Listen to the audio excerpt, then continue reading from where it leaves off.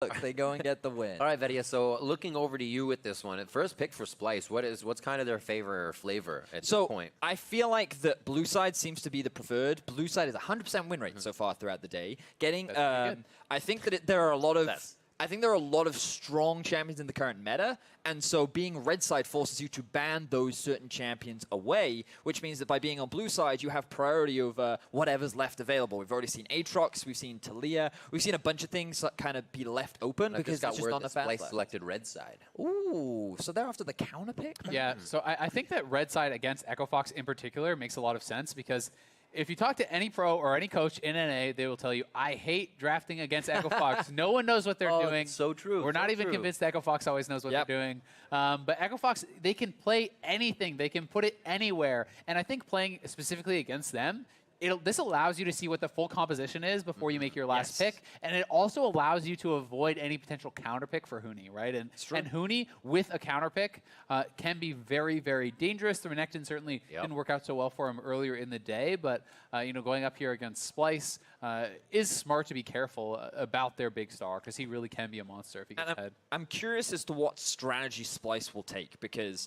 this split had an opportunity to talk to the coach, and he basically says that a lot of the resources have been invested towards bot side because Kobbe and KaSing haven't been performing during the laning phase, and Xerxe feels like he needs to be around that lane in order to help them get through that part of the map, and so they can transition into the mid game where they can then look for fights. But against Huni, someone who loves to be aggro in the laning phase, looks to try and play towards finding those lane leads, I feel like Xerxe should go back to the last split style of just camping Odoamne because that is where they got a lot of their wins in the second half of last split, and if you can shut Huni down, he's a big playmaker that you just kind of eliminate in the early game. Yeah, definitely the case. And I mean, it was back in week 2, I believe. Xerxe actually had 0% jungle proximity with Odoamne. And Echo Fox is looking at that and with their 100% jungle proximity. You know? So Dardoch definitely loves to go top lane, loves to get Huni ahead. Those are two of the guys who are supremely confident on Echo Fox, always willing to take a fight, always confident that they can outplay themselves from any situation. So we'll see what Splyce is going to go from here, but we are definitely not going to see the Aatrox. We love to ban it on blue side in NA. I don't know what it is. A lot of bans going towards the funnel from the side of Splyce. 3 support bans already hitting the board. Wouldn't be surprised if we saw a priority on something like the Morgana or Tahm Kench from the side of Splyce. KaSing is a big Morgana player. He does like those ranged supports. And interestingly, Echo Fox going for a very early Zoe. Perhaps that's a denial away from Nisqy, as that has been one of his best performing mid laners throughout the regular season. Yeah, and Demonte definitely going to be very comfortable on the Zoe. Oh, yeah. It is always funny seeing all those supports banned away. Yes, it is obviously denying the strategy, but when it's like, well, these are all Dardoch champions almost that are getting banned away. That Dardoch Alistar. Definitely something to be feared here. Yeah, Braum, Alistar. The support? No, the jungle, sir. Still looking to the side for Splyce. The Swain gets left open with Heimer and Nocturne now finding themselves in the ban list quite often, and this is Sejuani locked in for Xerxe. Now, I'm expecting the Swain to be picked mid. Something that we've seen a couple times in Europe is when Zoe gets locked in, they do consider Swain to actually be an effective answer, just because you can trade pretty effectively, as she needs to get relatively close range to try and trade. And if you do land the E, because of how squishy she is, you can very quickly burst her down. So it's kind of a popular one over in Europe, and that's kind of where I'm expecting it to go for the time being. Yeah, I definitely agree. Also, when you're looking at the ultimate here from Zoe, it's very easy to set up the never move, so it actually catches her right as she goes back to her original location. So that, especially in combination with the Sejuani, is a tremendous amount of CC, and Sejuani can set you up very well with the Q, with the ultimate for your passive. And we're going to get a Kindred here. This is actually the first one coming out from an NALCS team, but Kindred was buffed on A12, buffed again on A13, and is incredibly strong. And this is much more of a Dardoch-style farmer carrier type champion. I'm expecting to see that Vladimir going bot lane, the Zoe mid, but it is Echo Fox. They could swap You can around. flex everything with the comp right now with Echo. Well, I say everything. You kind of expect Kindred to be jungle, you expect Zoe to be mid, but the Vladimir... Kindred support. Yeah, it could be Kindred support. Funnily enough, in Europe, we've actually seen Zoe support from KaSing, so you never know. We'll wait until the second half of the draft to lock anything in, but for Splyce, 80 carry locked in with the Lucian. You're expecting Kobbe to be picking that one up. Swain, we're kind of expecting it to be a mid based on Nisqy's playstyle and preferences, and Xerxe going back to a kind of a comfort pick for him in the Sejuani. So they already have a little bit of scaling on their side from the mid and jungle, and you kind of look at this 2-3 Adam Lucian kind of team fight style coming in from Splyce. Waiting for phase 2 to file out with the last 2 bans. Singed over at Odoamne, as we've seen that a little bit here in NA with Impact. And now what are the next 2? 15 seconds for Splyce. They're taking their time on the clock to discuss the rest of the composition as well. Would love to see an Ornn ban from the side of Splyce right now, because I feel that with the Singe taken off the board and with so much damage already locked in for Echo Fox, Ornn would make a lot of sense from the side of them. It would give them engage, gives them a bit of a frontline tank, and I feel like that it would fit into their composition quite nicely. I do agree. I think it fits very well, but it's also Huni, and there's a low chance of him wanting to play the Ornn. He may play it regardless, as it, having, I think, tanks, especially in combination with Kindred, do set up very well for that champion to be successful. You also can pick something, again, like the Renekton, that is just a general lane bully, try to look for the 2v2, try to help engage and kind of invade with that Kindred to get them more and more bounties, because getting to the 4 bounty mark for Kindred really is such a big deal. That's where you get 75 extra range, and this champion becomes so much more of a powerful team fighter. The pike locked in. Love seeing that play, and it's going to come once again from Europe here at Rift Rivals. And now 13 seconds on the clock for Echo. You called it. 2 final bans. The Ornn does go to the top side. Huni's feeling saucy this game. But the question is, maybe. Is Huni gonna play the Ornn? I think he will. I mean, we've seen, I believe, like Vladimir is a very comfortable champion for Huni as well, and they may just look to put him bot, and maybe they put Altec up in the top lane, something that Echo Fox is not unknown for doing. It's definitely possible, but Altec has already played Vladimir bot twice this split. Didn't do as well the first game, really kind of fell flat there, but his second game did have an extremely impressive performance, really did, kind of show up big time on the champion, and he has been pretty vocal in interviews talking about the fact that he feels that he is kind of the best Vladimir player of the marksmen in North America. So we're going to see where it all goes, but should be that Shen Vladimir bot, and Shen also working well in coordination, I think, with an aggressive jungler here, like the Kindred, is going to be pretty nice. But they did get the counter pick for Odoamne. Mundo certainly can take over against an Ornn, and that's really kind of why they went for the red side, so we'll see what they can get out of it. I am a little concerned for Splyce. Oh, no, wait a minute. Is this the funnel coming out from Splyce? Because I love Swain Pike bot lane. I think it's an amazing kill lane, and you can generate a lot of pressure. I also think Swain does relatively well into the Vladimir too. And the fact that they have no smite on Nisqy on the Lucian suggests to me that they are just going to have a standard mid lane, and they're just going to run him into the Zoe. And by going for the cleanse, that implies it even more. But this surprises me. The fact that they would go for that shift up looks like that they are trying to actually play more through their bot lane, as they have done so far through the regular season. Really an interesting fight that both teams are going to have to dissect here. You have the Vladimir pool, Shen stand united, Zoe back and forth, Kindred's ultimate, and Lamb's respite. It's going to be tough to take this team down, but it looks like Splyce is ready. They've crafted quite a fight composition. This thing can turn into one hell of a death ball. Definitely can, and I really am going to have a lot of eyes on Dardoch, on Xerxe. Xerxe, it was one of the best junglers in Europe last split. Oh, yes. This split, he has been struggling for Splyce, but the jungle matchup's so incredibly important, because if Kindred gets ahead, they can roam around the map, challenge you on those bounties nonstop, and really get to a dominant spot. But if put behind, it becomes so difficult to get the bounties to really have relevance in the team fight, and you end up in a situation where you're forced to always use the ultimate very defensively earlier than you want to, and it can sometimes actually help the other team more. And we do have a couple of Kindred players in Europe, the Unicorns of Love jungler being a big fan of the champion. And when I speak to him about her, the one thing he says is, you gotta have priority in your lanes. You have to make sure you have good wave clear, you gotta make sure you can go for early trades. And the reason for that is because, as you rightly said, you want to invade on Kindred, you want to get those marks, you want to be as proactive as possible, and if you don't have that lane priority, it becomes that much harder. So when you look across the board, Ornn should in theory have it during the early levels. Same for Zoe in the middle lane against the Lucian, depending on who's able to get to the lane first. And in that case, I'm kind of liking what Fox have drafted for themselves. The question is, will they be able to be that proactive and go for those invades against Splyce? And you've also got to say that the healing debuffs are going to be so ridiculously important against this Splyce lineup when you have Swain, when you have Mundo, when you have a Lucian that's almost guaranteed when you're going into a Blade of the Rune King. Like, there's such a ridiculous amount of sustain on this team that I really want to see someone from Echo Fox, itemize for that early, whether it's the Vladimir rushing for an early Morelos or whatever. But someone needs a healing debuff, and this is one of the things that sometimes, much to the detriment of these pro teams, is ignored. So I am going to kind of try to track that and see when they pick it up.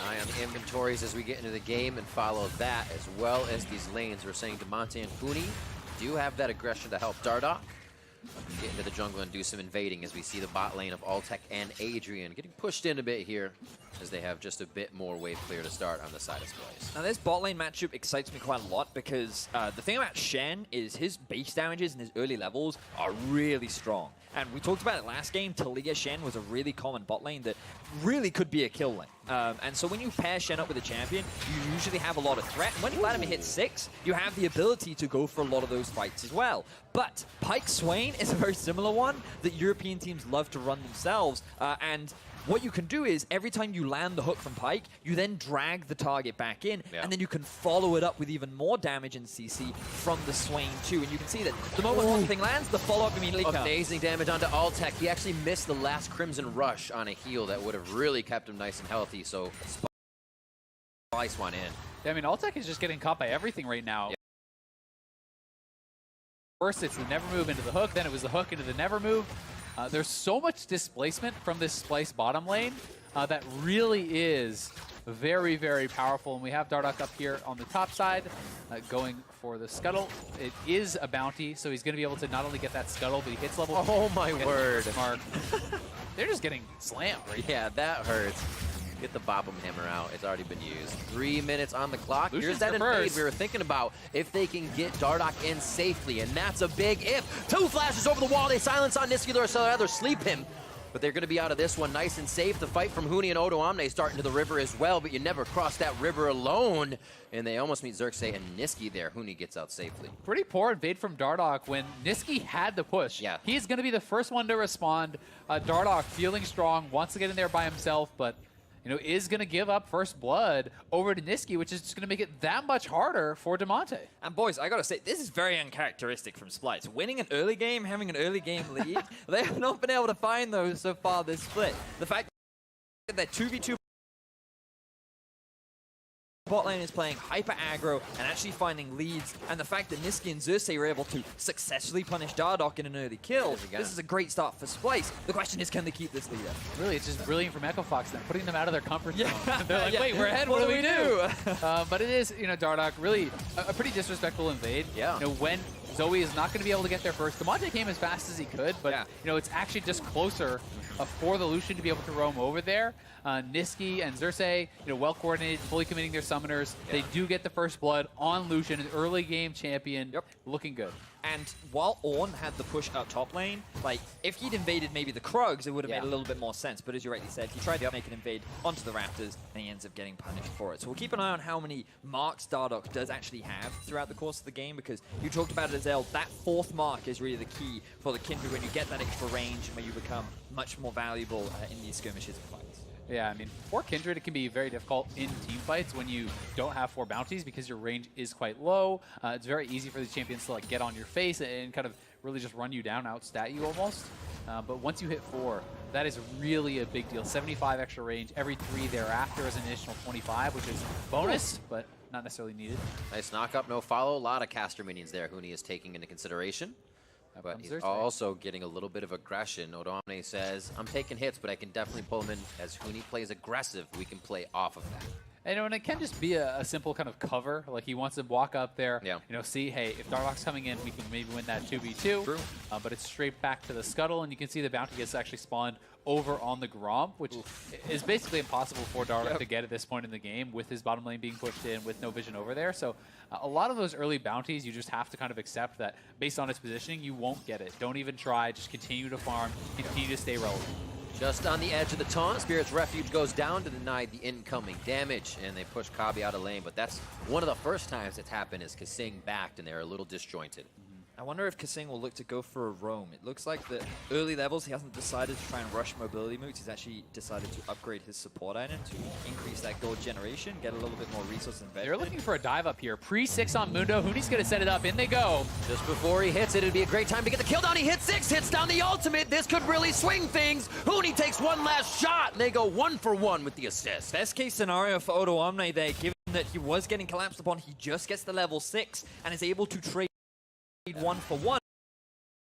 while Nisqy still soaks up the farm, means that while the proactivity was good from Fox and the intention was good, unfortunately they could not deny that level 6 from Mundo. And Odoamne, really smart thinking. You saw him run back to the minion wave. That was to get the last minion for 6. So he got the level up, gets 6. The ultimate keeps him alive just barely long enough to go for that. And they're looking for a potential redive, but Dardoch fancying his chances here on an invade, and does have a bit of help from Damonte. That's what makes this one a little stronger and more orchestrated than try number 1. Red buff is denied for Xerxe, and they make their way out for Echo Fox. I feel like you have to concede this, given that Lucian is still clearing the wave up topside, and Mundo only just getting back to the lane. Bounty spawn as he's doing it. Oh, that's convenient. Dardoch will be able to pick up what looks to be like his second mark. Oh no, Odoamne gonna be a pain. Back him off. They know that Nisqy's on the way back as well. Ideally, if they can get a push in from Damonte so and the roam down from Huni. This is the key thing. Huni needs to come down to help out his team and provide a numbers advantage to secure this. He has Smite. He can actually just burst this down. All right, that's fair. This one is the easiest one to do because you basically have to auto it twice and then it's in Smite range because those chickens are pretty weak. So he will be able to pick up a second, but here's the dive once more. So track Odoamne, level 5. He needs 6 for the ultimate, so he does actually walk back up for the cleaver, I believe, there. The cleaver gets him the minion, gets him 6, and is going to keep him alive barely long enough. And Huni, misjudging the damage, need to flash out one turret shot earlier. And Dardoch wasn't level 6, so he can use his ulti to save him either. And so far, Fox find themselves finally on the kill board. But overall, in terms of the early game, things going pretty well for Splyce. Fox haven't found a huge number of advantages. Largely, they have been punished for a couple of the plays they've tried to make, and now Splyce are the ones trying to be proactive, looking for an invade onto the red buff. You can see that KaSing already on his way up with the pike. Splyce just using their numbers advantage to trade back. And Dardoch has no smite, so there's no real chance.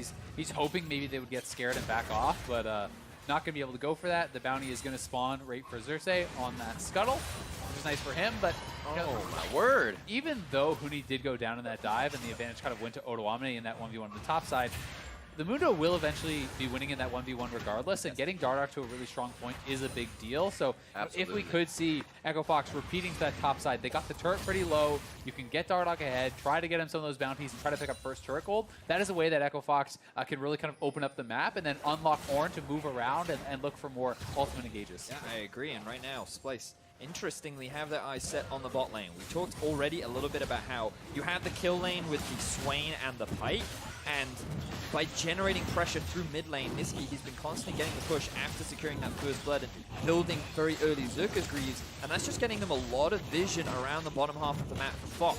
It will result in a Cloud Drake, it gives them a lot of priority towards the bottom lane, and actually a bit of an advantage in terms of farm.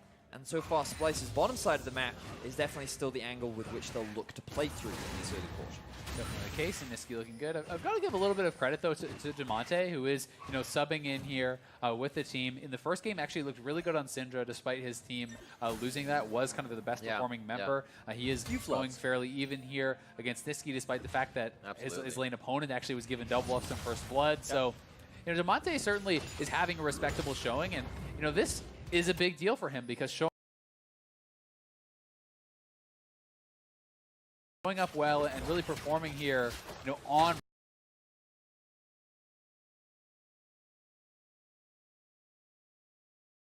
rivals on this international stage could mean more game time for him in the regular season also. Certainly could, and I like the fact that he was moving up with his jungler to set up for another potential dive topside, but they decided not to go for it. They're going to trade for the Rift Herald instead. Splyce were around the bot side of the map after securing Drake, and Xerxe was clearing his Gromp out, which means that Dardoch can now secure this one for free, and they're set up to take either a top tower or a mid tower, depending on their preference. And I think you just go top. I mean, the turret is just in one hit range, so you just walk up. Mundo has no CC, you channel it in his face, and you can drop that, but he does need to be careful about the Sejuani coming over and interrupt there. Great pressure on mid lane, knowing something top is going to happen as well. Xerxe slowly moving in, but they saw he was on a ward. They say, we have Lamb's Respite, we may be able to work this. Oh, nice side step from mid. A slow walk up from Nisqy here could actually make this fight go long. And they stop being stopped out by Damonte. The fight stays between these four in the top lane. Call the Forge God back. He doesn't even have a chance to throw down the ultimate long enough to stay alive, and right in front of Xerxe, they take down Odoamne. Yeah, Xerxe just walked away. Odoamne had not used his ultimate preemptively, and now Echo Fox looking for fights on the bottom side, but that's going to be a turret without even having to use the Rift Herald. Another bounty onto Dardoch, another kill onto Dardoch, and they could even you know, looked and now saved that rift to break mid, as you had talked about, and kind of knock down some of the advantages that Splyce has built there. And Odoamne, he didn't have his flash up. It was just about to come off cooldown. If it was available, he would have been able to dodge out of the way of that on ultimate, but unfortunately that was not the case. And now we're seeing what Fox does when they invest their resources towards the top side of the map. We talked a little about it in draft, where one strategy Splyce could look to do is try and help Odoamne, but on this window, they don't really have the damage in the 2 versus 2 that a Kindred and an Ornn will have. Odoamne just oversteps a little bit. Dardoch has the slow on his E, and with no flash available, there's no way you're getting out of this situation. And that's why, in a case like this, it's often actually better as the Mundo to just preemptively ult and top yourself off. Yes, you don't want to have to actually commit that and then have it wasted, but when there is the potential of a dive, using the ultimate as you're taking that damage, you actually are dealing the self-damage of the initial tick, and you have a very high chance of being able to be burst down. So, you know, Odoamne not covered by Xerxe, not using that ultimate early, meant he goes down, means they lose a turret, and the Rift Herald can be moved mid to chunk that down exceptionally low. That is now set up and prepped for a takedown within the next few minutes, depending on if they stay for it now. KaSing goes into the shallows and tries to get himself an initiation if he can get them to back off. Now they push some wards forward here, and Splyce looks to set up for a bit of map control. And it's funny, Azael, because you said something earlier, which is put Splyce out of their comfort zone, give them an early game lead, and see what they can do with it. So far, they've been able to do nothing with the early game lead that they had. Nisqy, he got himself a kill, and he is still even with Damonte. He hasn't really roamed around that. We've seen him move a little bit with Xerxe to get a couple of invades off, but outside of that, Splyce, after what was a pretty decent early game advantage, have not been able to turn that into anything significant, and only now are they looking to try and secure this bot tower as they go onto Adrian. Ultimate right onto Adrian, why not? Take the guy that needs to save everybody else, the calling to the backside, and they take him down. Everybody almost getting a piece of that one as Huni teleports in. Top side of the map is now left to Odoamne, depending on how long Splyce stays. Looks like everyone will back off after the 1 kill. Echo Fox can push for mid turret though. It is very, very low. Nisqy is coming back, but I mean Dardoch is going to push here with Damonte and look to chunk that down. Ooh, following the Forge God for Altec. A nice give and go on the Forge God there. Oh, nice stopwatch. The ultimate. Kobbe's trying to keep himself alive here. He throws the damage back, but it's not going to be enough as he hits second R, and now Huni is in a troublesome spot, getting locked down by Permafrost with just one more hit. KaSing's there to dive in and skewer him back, but he just misses. Huni gets himself to a safe spot, but only safe enough for Splyce to catch on a few more times. There's the final touches coming in from the rest of the Nisqy rather, and the rest of the team. But while all this action was happening down bot, keep your eyes on mid, because Damonte, he is just pushing in that wave. He didn't feel the need to join the fight because Fox, they already secured a kill onto Kobbe. He was the target that they were after, and by drawing all these members of Splyce down, it opened up the map and allowed Fox to get a counterplay elsewhere. Yeah, knocking down that second turret, going to be able to open up that gold lead. And Dardoch, that is a bounty scuttle. That's going to be his 4th bounty right there, which is very big, but here it is one more time. Kobbe actually played this really well. Yeah. Flashes the Ornn ulti, then the pre-stopwatch on the Shen taunt. Like, that's about as good as you can do there for Kobbe.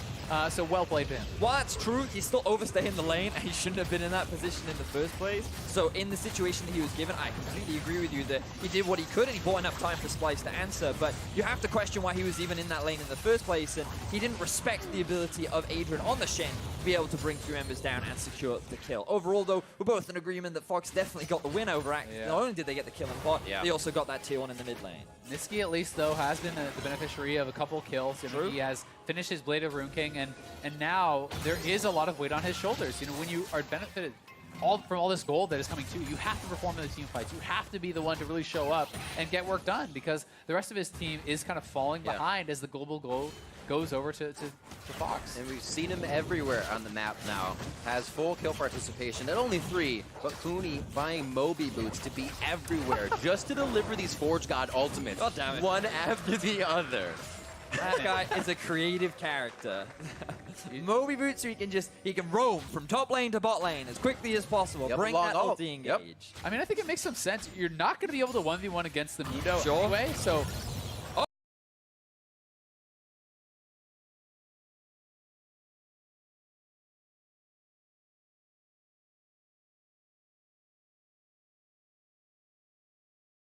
Those rotations, and there's a pick right there. That's the Moby boots right there. Utilizing the ability to move around the map. Finds a pick on the Kobbe. Gotta go fast. He's like a gliding guardian, moving from lane to lane. Gliding wasn't the word I had in mind, but it worked. It worked. He's very agile. Already back to clear top lane, doesn't even miss it. And let's see where he comes in on this one. So how does he set this one up? Kobbe, he doesn't have vision. Starts it off. I mean, he has a bit of wards, but I mean, Fox just has the deeper vision. That's and sick. Demonte, he had already completed the Luden's Echo, so he had more than enough burst. And Fox gaining nice momentum now after what was a very rough early game. They slowly found picks, they found more objectives, they've been the proactive team, and they're the ones now gaining control over the enemy jungle. I mean, Dardoch is getting to be pretty big. He's at 5 bounties, but he's caught out. Stan United comes in, a little bit of a hop there, gets him to safety as well as they take down KaSing. Summoner spells along with him. Now Odoamne getting the chomp down, but he's got Burning Agony on. Able to break the CC as he gets help from Kobbe and Demonic Ascension. Both these ults are going to expire though, and then you can just dive Splyce and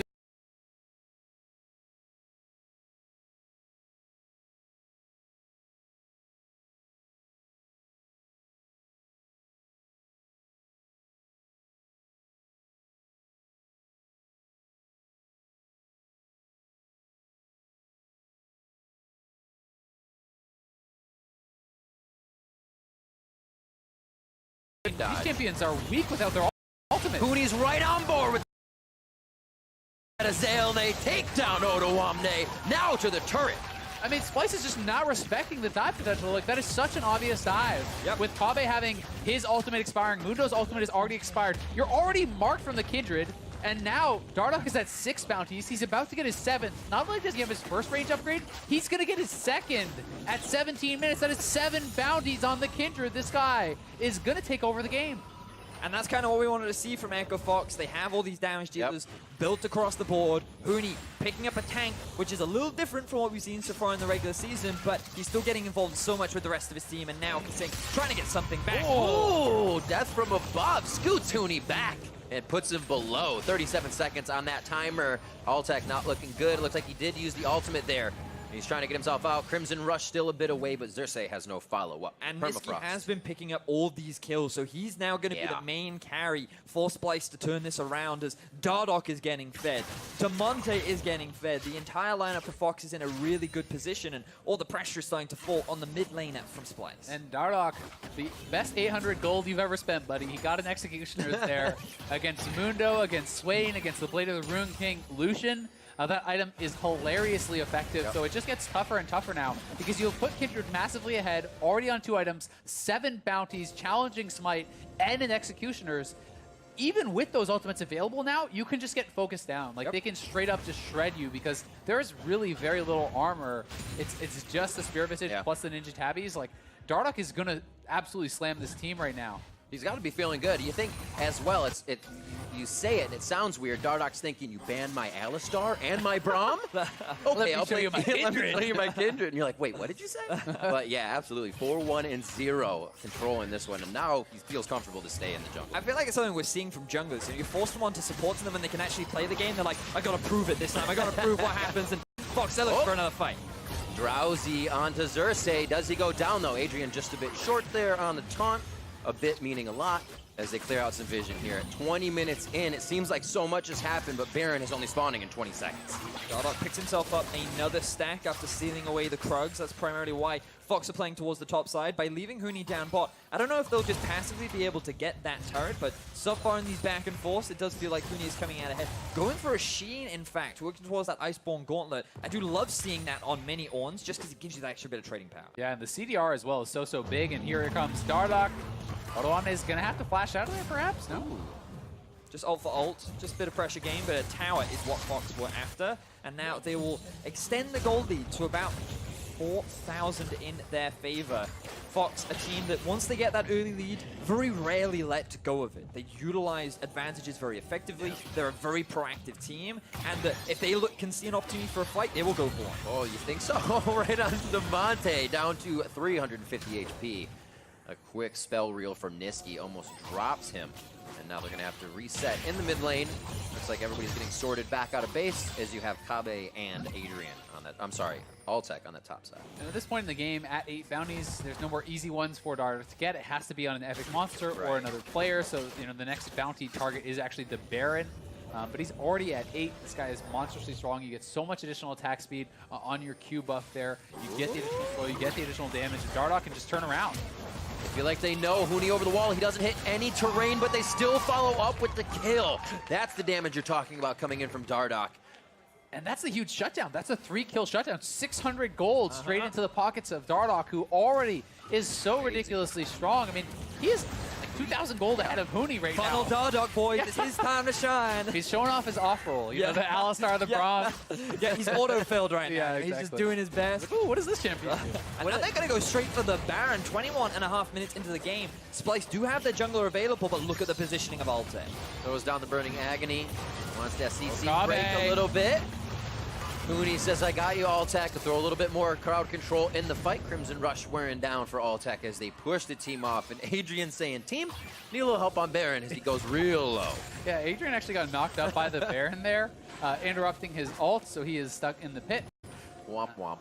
Fox will be forced back, but they can go straight over to the Infernal, which is definitely a pretty nice dragon to have for the Vladimir, for the Zoe. It was a little unfortunate for Vox. I actually think the positioning of Altec wasn't ideal because they didn't bring Splyce close enough to force any summoner spells out. Ideally, you'd love to get a couple TPs out from the side of Splyce, so then you can send Huni off to a side lane and it's easier for you to get involved in the Baron and you can generally just create more pressure around this big objective. But they just traded a couple of summoner spells. It does give them priority over the Drake. And right now they're still in a favorable position, pushing all of these side waves. And now they'll reset, refresh some of their vision, and look to pressure the Baron once more. Yeah, and Dardoch's looking to join up here with Huni. He was spotted by that pink ward, though, and you know, you'll see Odoamne back off, so they should not be able to get this kill onto him unless he wants to try to stick around. And I mean, it's giving Xerxe the ability to actually come over and potentially fight off in a 2v2. Here they go. One brittle, the second one applies. You can get a bit of that percent health damage. They can't even get down the Lamb's Respite. And they are going to be able to take down Huni. Kobbe comes in very quickly. And Huni and Dardoch are quickly turned around on this one as Huni takes a little bit longer to go down. They give that one to Odoamne. And this is a big question mark for me because Fox don't need to be playing towards the bot side of the map. You don't need to be looking for kills onto Odoamne when you are this far ahead, playing around Baron, utilizing the fact that Alta is so strong on this Vladimir, looking to try and force fights is really what you want to be doing rather than playing towards this side lane. You just gave away 2 big kills, a lot of shutdown gold that Splyce is going to be happy with as they now relieve some of the pressure and even should get a turret in the fight. I definitely agree, and it just shows how important that pink ward actually was spotting this out. But I mean, even if he wasn't spotted, this is a pretty bold dive to try to make. I guess he's just assuming, hey, I have my ultimate, and there was actually time for Dardoch to react to that. Did have vision of Xerxe as the ultimate was flying out, so you can either try to drop the Lamb's Respite before you get stunned, or you have to actually flash it and avoid that. But either way, you know, they are punished and spliced. Looking for a chase down here on Altec. Fox losing ground on the map. A nice bone spear. It skewers him back as they drop Altec. Huni comes in though. He says there may still be a follow-up fight before God misses on both sides. 3 members slowly roaming up for Echo Fox. So I'm not familiar with NA games, but help me understand, boys, because Fox now, they just sacrificed their bot lane carry up towards the top side, really uncontested, and they TP in, giving away a global summoner spell that now allows Splyce to actually have pressure off in the side lane, and they have a numbers advantage, giving them so much more priority. I feel like Fox, I don't understand why they're trying to make all these kills happen when they have the map pressure advantage. And I mean, I think that one for Echo Fox was less trying to go for a kill and more Altec just overextending and thinking, hey, we have Shen ult, we have TP from Huni, maybe we can actually live long enough to then turn this around. And if Dardoch arrives, it starts to look pretty bad for Splyce. But again, it is a mistake, and as was the bot lane dive. And to your point, Echo Fox is kind of squandering their advantages. They're giving more time for Splyce to get back in this, and while they are still at a lead, they have to be careful that they don't get careless with this and look to kind of focus around the Baron. Kind of getting a little too ahead of themselves, thinking, oh yeah, 7 stacks on Kindred, damage on Huni a little bit, not so much anymore. Because for me, one of the big strengths of Fox is actually their team fighting ability. They have a lot of talented players on their roster, and when they have a lead and they actually get into these fights, they look really good. I mean, it was only last week that Altec got that pentakill on the Lucian. They're at a 10k gold deficit against Cloud9, and they won a huge team fight in mid that just swung the game around. And the fact that they're going for these side lane picks, going for these skirmishes, just kind of goes against some of the strengths that I feel they have as a team. And I mean, honestly, for Echo Fox, a lot of their games are like this, right? Their greatest strengths is also sometimes their greatest weakness, and they have, almost unlimited amounts of confidence, right? They always feel that they can make the plays happen, that they can outplay. Altec is roaming behind. Kobbe's a bit of the focus. Altec just off on the side. channeling the tides of blood goes in a little early on that one as Huni may just go down to start the fight. Lamb's Respite is down to keep him alive. Adrian falls before it comes up, and now it's not looking good, but Fox still want to try and turn it. Odoamne falls, and the AoE starts splashing. KaSing and Nisqy on the backline stay alive. Dardoch starts to take aim, and here comes Damonte, delivering the kill, a double onto the side of Splyce as Fox move forward. And this is the team fight strength from Fox that we were talking about. They finally find the 5 versus 5 and they come out on top with a clutch ultimate from Dardoch, keeping so many members alive after so many members of Fox dropped super low. You'd think Splyce was going to win it, but in the end, Fox come out on top and they secure an inhibitor. Nicely done there from Echo Fox, and when Dardoch stays alive in the fight, he's going to be so strong, sitting on 3.5 items, 9 bounties to his name, and they're looking to move over to the Baron now. Going to be straight onto it. We'll see if Splyce can actually get out here and try to contest this. They don't really have any vision in the area, but they're aware of the possibility. KaSing can definitely do a pretty good team stun, but he has to fully commit. He has a shot on the left side with Odoamne coming in. Odoamne no flash, so the side he chooses, the side he stays on. Nisqy on the bottom. Baron grabbed up by Echo Fox. Are they released from this uncontested? The ultimate comes out from the Forge God to disengage the fight, but Nisqy is trailing on the right. Echo Fox do make it out, but now Splyce in the driver's seat to take down some turrets. Yeah, Fox secure themselves a pretty quick Baron. No minions. Kindred and the Vladimir taking that down quick. But let's have a look back at how this fight starts. You can see that Vladimir is coming up from the river, and just Splyce are grouped up mid, so Fox see an opportunity to force a fight here. The key note is that Nisqy is forced to flash very early on because his positioning is not great, and Huni is the target focus. So the tank gets very low, but then he stays alive, and Shen drops at the beginning of the fight. Damonte's still fine and gets a huge amount of damage off the backline, while Dardoch is untouched as well. So while the fight initially looks good for Splyce, it's only the tanks that are dropping low, while the damage dealers are still free to shred through the Splyce line. And as those ultimates expire, as the Swain ultimate falls, as the Mundo ultimate falls, as all these big cooldowns are used for Splyce, their damage starts to really peter out very quickly. And, you know, Dardoch is now on 10 bounties. I mean, he's 125 attack range above the Lucian, so it becomes that much easier for him to actually you know, hit those attacks and find the angles where he can really maximize his DPS with all the gold that he has. That damage is going to become that chance where you completely change the mind of that person in a fight. Nisqy's going to have to turn away if he gets hit by those shots from Dardoch. A hit in from Altec. Sanguine Pool keeps himself alive as Huni also triggers on the Forge God. They are quickly going in, relentlessly suffocating Splyce. Odoamne on the Mundo, almost going down, but he just keeps himself alive as he's loving the pain. Huni backs off. Dardoch on the front line, feeling like he can toy with a few more dance steps. And the team of Echo Fox feels good taking down the inhibitor. Fox feels quite happy as they walk away with no kills, but a secured inhib and 1.5 minutes still left on the Baron. Immediate TP up towards the top side because they want to keep the pressure going. Nisqy hasn't even had an opportunity to back yet as he just hits the fountain. Fox is still stealing away the enemy jungle, and they just want to keep things going as they look to get a win over Splyce. And Huni's got his ultimate, you know, up in about 20 seconds. They can look for a rinse and repeat here, but he is far ahead of the team. Pretty ridiculous for him. Every 60 seconds, he can call the Forge God, and it has been the majority of their initiations. Odoamne getting taken down. You can see that Executioner's calling, doing work as Dardoch just aims true and takes him down in almost a 3v1 push. Lamb's Respite goes down so they can deny that turret damage coming in, and they quickly keep pushing Splyce back onto their fountain. It's the only place they can find solace at this point. 30 minutes into the game, Echo Fox looks to take the Nexus. All 3 inhibitors are down. Splyce are left on their last leg, and here comes the glass clutch fight. Xerxe going for broke, trying to get in with the team and add the permafrost. Splyce doing what they can to take down Adrian. They found KaSing and Xerxe. Echo Fox on the Nexus. Dardoch routes it around the side to get another kill. But Echo Fox are going to get the win over Splyce.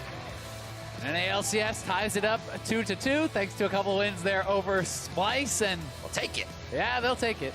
Echo Fox showing a pretty damn strong game. Definitely some sloppiness, you know, once in that advantage, but really Dardoch showing off that Kindred, showing just how strong it can be. Such a heavy focus on those bounties. It did, you know, get him killed at the start, but he was able to consistently pick them up, racking up 10 or 11 bounties throughout the game. Became monstrously strong. And another good performance from Damonte. Really credit to this guy. Showed up on the Syndra, looking strong in the bot lane that game. 5-0-5 here on the Zoe, always staying safe.